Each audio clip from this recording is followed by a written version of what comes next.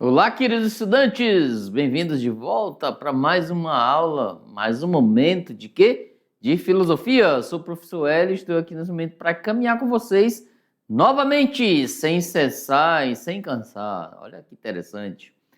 Então, gente, olha só, 3 perguntas.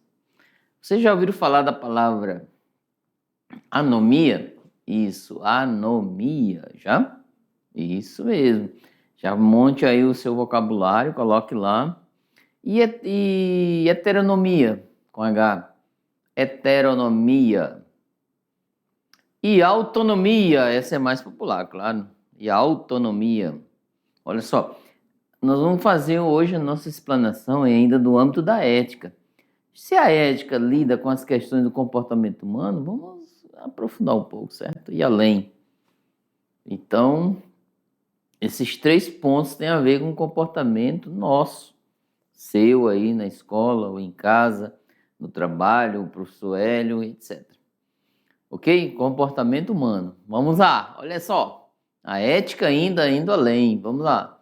Para a nossa aula de hoje. Olha aí, galera. Anomia, como eu falei para vocês, heteronomia e autonomia. Gente, que interessante, ó. Fundamentos do agir humano, do comportamento humano. Olha que legal. E tem 3 tópicos para nós adentrarmos nessa aula.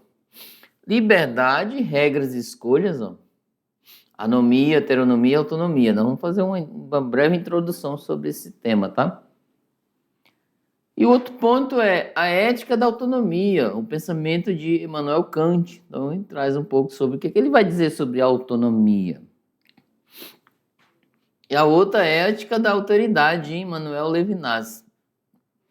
Alguns falam, olha só, às vezes aparecem os nomes de pensadores aí, alguns falam, às vezes o professor Hélio pode não dizer corretamente, mas a gente pega para leitura, para fazer certo, falar certo, sabe? Mas alguns leem Levinas, né? Mas é Levinas, não tem um acento, às vezes. Para vocês terem uma ideia, tem contextos que tem um acento no A, Levinas. Então é nessa perspectiva, tá? Vocês podem até pesquisar sobre isso. Vamos lá, voltando. Então, galera, ó, comportamento humano, isso tem a ver com a nossa mente, certo? O nosso eu. O eu interior para o eu exterior. Olha, interessante aí. Então, lida com situações do cotidiano, né? Onde que é manifestada a anomia, né? E a autonomia, e a heteronomia. Então, são breves explanações sobre esse aspecto, né? Que vem a nos trazer hoje para a nossa aula. Para a gente dar uma breve explanação. Então, de certa forma, em resumo, tá bom? A gente ainda não estamos aprofundando de maneira filosófica, mas o significado em si da palavra, tá? A anomia é a ausência de regras de conduta, tá? Olha que interessante. E a autonomia, de maneira geral, a faculdade é o direito de governar a si mesmo. Olha, viu? Percebeu as duas já aqui? E a terceira? Heteronomia, sujeito a uma lei exterior, ausência de autonomia. Gente, essa terceira em si é manifestação da alteridade, ou seja, é uma lei, uma regra que vem exteriormente para mim, tá bom? Então, às vezes, eu tenho autonomia para eu agir de acordo com a lei que vai vir, nessa perspectiva aí.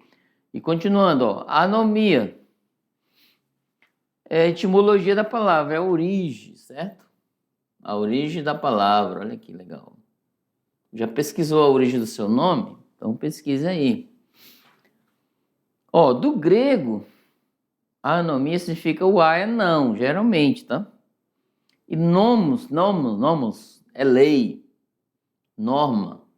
Então significa isso ausência de leis e de normas. Anomia significa ausência de regras e conduta, anarquia. Olha que interessante, vem aqui comigo. Então, assim, a anomia, de certa forma, é algo que as pessoas podem adquirir ou pode ter involuntariamente ou porque ela quer, né? assim, proposital, vamos dizer assim, proposital. Involuntariamente, que ela não sabia que existia uma regra para tal, e foi infligida essa regra, mas não, né, nessa perspectiva aí. Agora, proposital, a pessoa sabe que existe uma regra que não pode fazer algo, e a pessoa faz. Então ela tem, de certa maneira, e isso ocorre mais de uma vez, uma leve tendência, ou muita tendência, para não concordar com as regras que existem dentro da sociedade, certo? E de certa forma, assim como fala John Locke, que mais? Os positivistas lá da regra, sociólogos também, eles, que as leis foram feitas para organizar, para controlar os comportamentos inadequados dentro de uma sociedade. Pode-se dizer que um desses comportamentos é a anomia. Às vezes a pessoa tem essa tendência, infelizmente, de infligir uma regra que está posta ali para ela. Ela pode questionar, tem direito de questionar, mas assim, o questionamento dela tem que ser fundamentado, claro. Por quê? Quando se faz uma regra, por exemplo, o regimento escolar, de alguma certa forma, alguns pode ou não pode dentro da escola, tem fundamentação, gente. Não é assim do nada. Gente, eu não vou fazer isso porque eu não gostei daquela regra, mas pesquise sobre a regra que existe lá, para você entender que tem tudo, né, dentro de uma fundamentação. Não foi criado num passe de mágicas e nada. Lembra as normas jurídicas? As regras? Quem criam as regras e as leis? Não são pessoas adequadas, escolhidas para tal. Então ela não fez assim, sem mais nem menos. Por exemplo, o professor Hélio ajudou a escrever o ensino médio lá, humanas, áreas de humanas. Lá tem, às vezes, você vai ler, eu não achei legal isso, quem escreveu? Não, tem toda uma fundamentação por trás para chegar àquele resultado, tá bom? Então, considere essa perspectiva aí. Se você vai contra, coloque os seus fundamentos também. Muito interessante isso. Vamos lá, continuando. Então, assim, galera, a anomia ela foi um termo moderno usado, sobretudo, por sociólogos. Olha lá, o Emily Durkheim aqui, para indicar ausência ou deficiência de organização social. Então tá aí. Quem está nessa tendência, gente, vamos procurar regular, ajustar, né? Tá faltando uma organização social na vida? Então vamos lá. Portanto, de regras que assegure a uniformidade dos acontecimentos sociais. Então tá aí, o termo foi usado por um sociólogo. Exemplos atuais, gente. Nas redes sociais, a disseminação de fake news e discursos que inferiorizam um grupo ou pessoa pode ser um sinal de anomia, olha aí, Então, às vezes vem, cuidado, né? Recebe uma mensagem, nem olho, nem procurei saber se é verdade, se ela tem fundamentação, ou etc. Aí passo para frente, ou seja, ofender alguém sem, né? Então, pois muitas pessoas agem sem referências éticas e claras, aproveitando o quê? A impunidade e a falta de regulação. No Brasil já avançou, claro. Por exemplo, o uso da inteligência artificial já tem até normas. A CNPq também lançou recentemente. Mas existe um código de comportamentos como deve ser usado, tá? Então, evitar muitas coisas que podem. Exemplo, vocês podem fazer a imagem de alguém e falar mal dele, etc., nesse sentido, tá? Então, assim, a falta de regulação adequada. O Brasil avançou, mas ainda falta regular mais ainda, né? Cada vez mais é necessário, ok? Crises políticas, olha lá o outro ponto. Vamos lá? Olha esse outro ponto aqui. Então, crises políticas e econômicas. Olha, interessante. Também podem gerar anomia. Olha só, galera. Como em países em altos níveis de corrupção, onde leis são frequentemente ignoradas. Então, assim, existe uma lei, uma regra, certo? Aí eu ignoro, o professor L ignora ela. Né? Não está um comportamento de anomia. Às vezes eu entendo, sabe? Eu reconheço que em alguns momentos eu tenho essa tendência. Nós temos, com certeza. Só que é um policiamento de si, ou seja, se vigiar, para que isso evite que ocorra, tá? Eu posso até infringir em algum momento por algum motivo, né? Fútil ou não, etc. É importante. Mas eu tenho que me policiar para que eu evite isso constantemente e vire um vício. Lembra na aula anterior lá sobre vícios e virtudes? Continuando, vamos lá. Agora um outro ponto. Autonomia, gente. Até coloquei. Às vezes a gente coloca automóveis, né? Ele anda sozinho.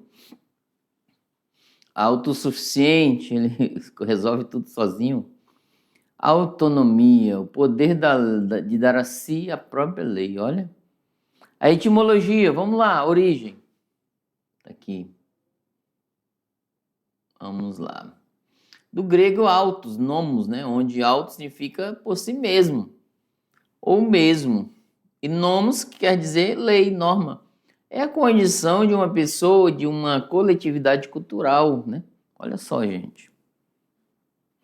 Vamos lá. A autonomia, ela é um termo introduzido por Kant, Immanuel Kant, para designar a independência da vontade em relação a qualquer desejo ou objeto de desejo e a sua capacidade de determinar-se em conformidade com uma lei própria, que é o da razão, né? Tá aqui, ó. Às vezes tem uma frase, Blaise Pascal é um pensador lá, mais ou menos da Idade Média. Vem aqui comigo. Ele é mais ou menos da Idade Média, o Blaise, ele vai dizer assim, ó: no coração existem razões, olha só, que a própria razão desconhece. Olha que interessante isso. Blaise Pascal, ele vai dizer como, vocês podem pesquisar o porquê que ele mencionou essa frase e chama a atenção hoje, tá? No coração existem razões que a própria razão desconhece. Às vezes, por isso que decisões, às vezes a pessoa, vamos dizer assim, tá? Penso eu, algumas decisões ela vai ser manipulada pelo coração, ou seja, sentimental, etc. Mas vai além, tá? Tem pesquisa que o coração não é só aquele músculo que bombeia, não, ele tem algo a mais ali. Há pesquisadores, ó, não estou afirmando, mas podem além mandar informação pra gente.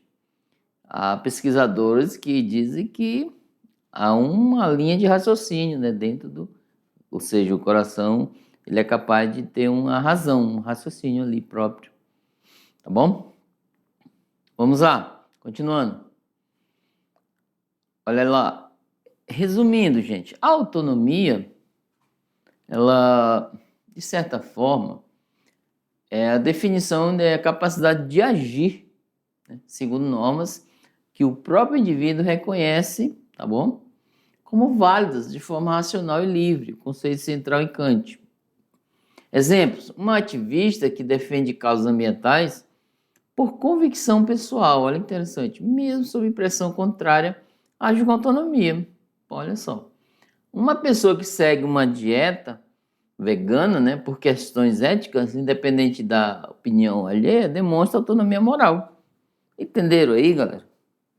O Kant, tem uma aula que vocês vão aprofundar sobre isso, mas, de certa forma, a autonomia adquirida é aquela que você tem a opção de decidir as coisas. Por exemplo, lá no terceiro ano, quando vocês abrirem a porta lá no final desse ano, vocês vão avançar mais no compromisso que virão no dia a dia, ou seja, tem compromisso, vocês vão ter que escolher a profissão para estudar, pela qual vocês irão carregar lá para frente, ou seja, utilizar a profissão para que vocês possam constituir família futuramente ou não, ou seja, ter uma estabilidade financeira.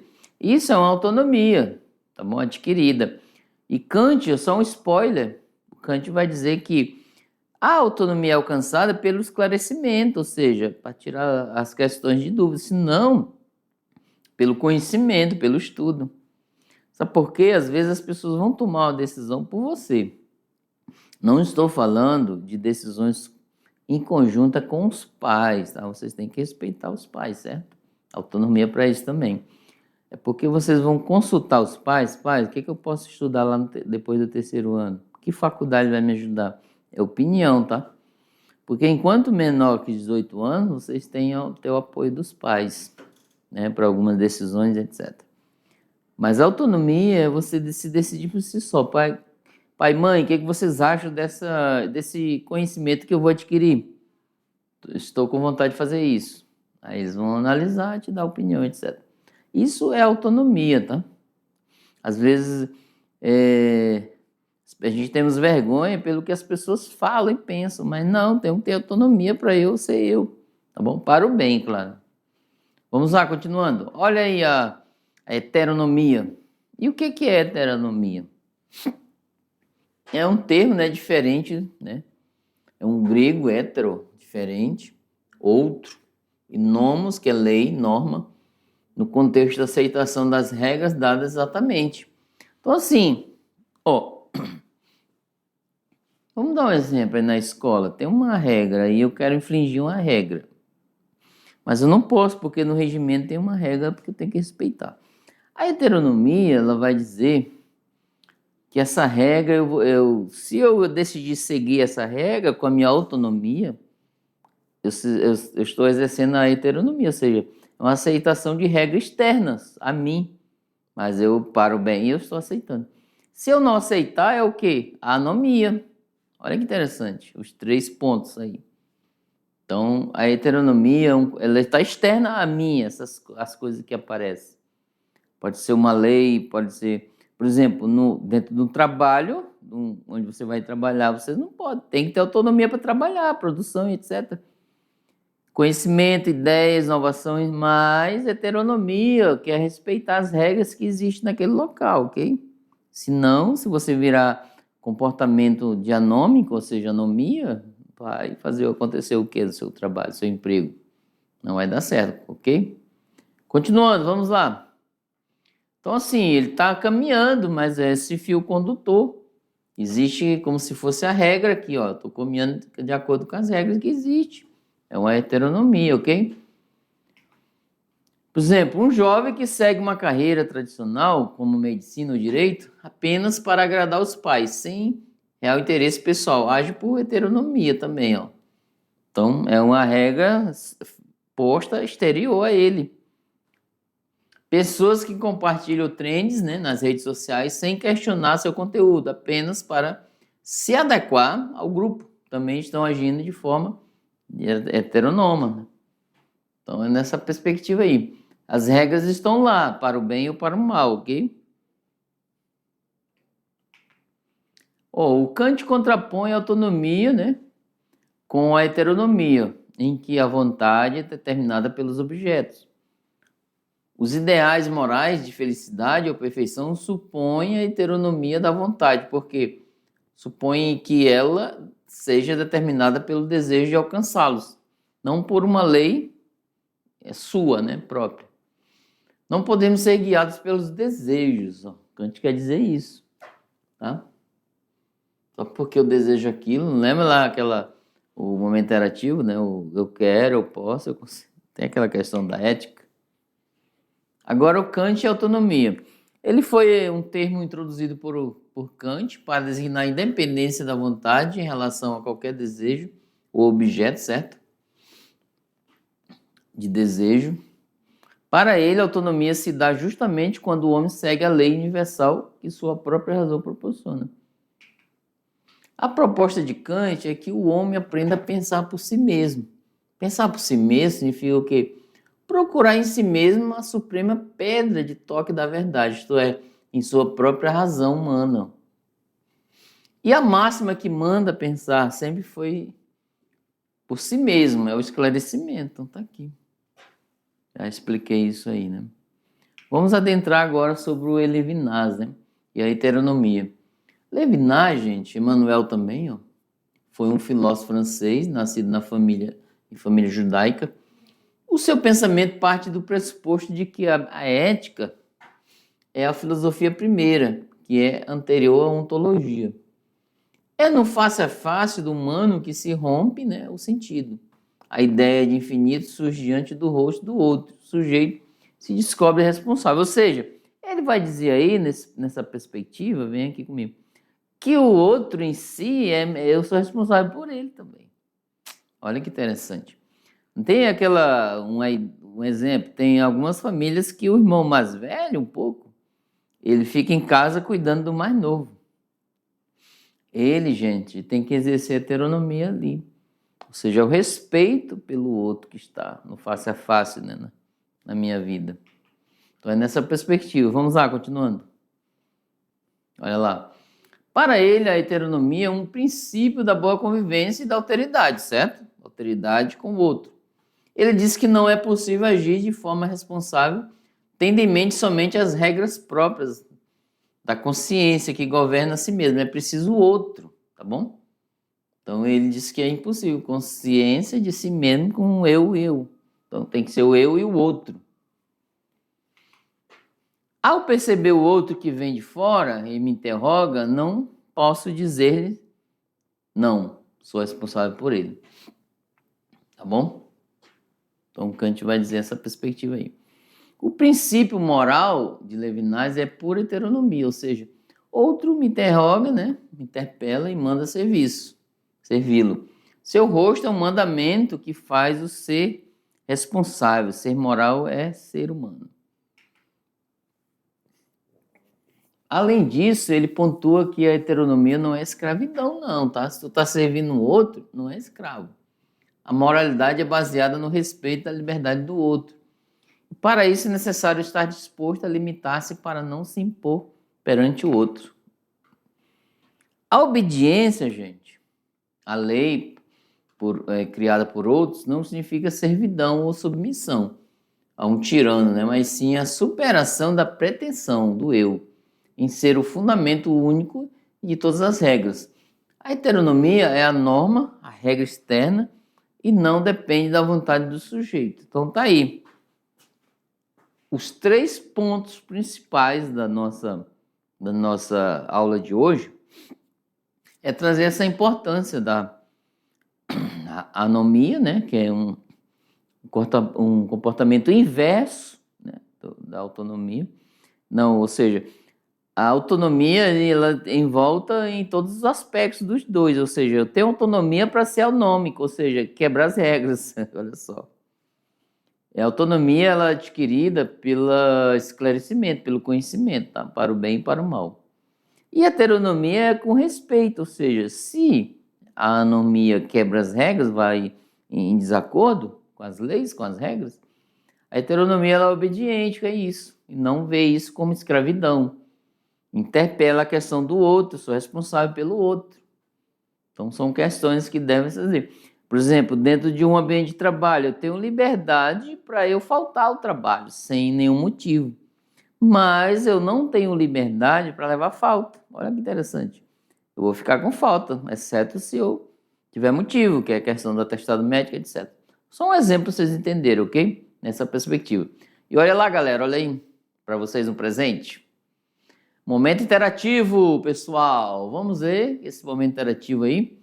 Os estudantes irão fazer o momento interativo por escolhas de 2 opções. Tá aqui, ó. Tem 2 opções. A primeira, fazer e representar as temáticas abaixo por desenhos ou textos. Em folhas no caderno, sulfite ou em cartolina, colocando exemplo das 3 temáticas, tá? Tá aqui, ó. Anomia, autonomia, heteronomia. A segunda, fazer um pequeno diálogo entre os colegas sobre as 3 temáticas da aula, apresentando os exemplos, tá? Anomia, ausência de normas, caos social.